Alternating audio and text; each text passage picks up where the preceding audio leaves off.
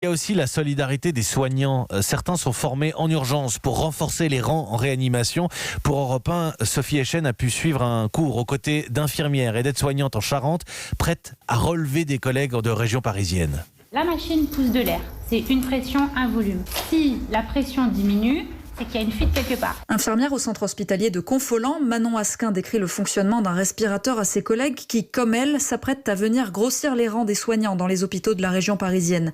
Une formation express pour rappeler les principes de la réanimation et de la médecine de catastrophe encadrée par le professeur Michel Chollet, médecin urgentiste. Elles vont se trouver confrontées à des patients qui seront intubés et ventilés, les protocoles de surveillance qui sont différents de ceux qu'on peut avoir ici dans le service de soins continus, et donc à devoir répondre à de multiples alarmes principalement qui sont susceptibles de déclencher un stress, surtout sur des jeunes infirmières qui n'ont pas été confrontées à cela antérieurement. Face à des patients lourds ou en soins critiques, ces 5 volontaires devront faire preuve d'analyse et de rigueur.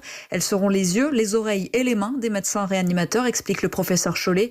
Manon Asquin est la première à partir pour la capitale. J'ai peur comme tout le monde. Maintenant, une fois cette peur analysée, il faut aussi passer à autre chose. Pour moi, un bon infirmier en réanimation, c'est un infirmier qui est capable de gérer son stress d'une part, de gérer le stress de son patient d'autre part, et de gérer la complexité en fait d'une situation. C'est ça. Arrivée à Paris ce matin, direction l'hôpital Henri Mondor de Créteil pour Manon, c'est là qu'elle a été affectée.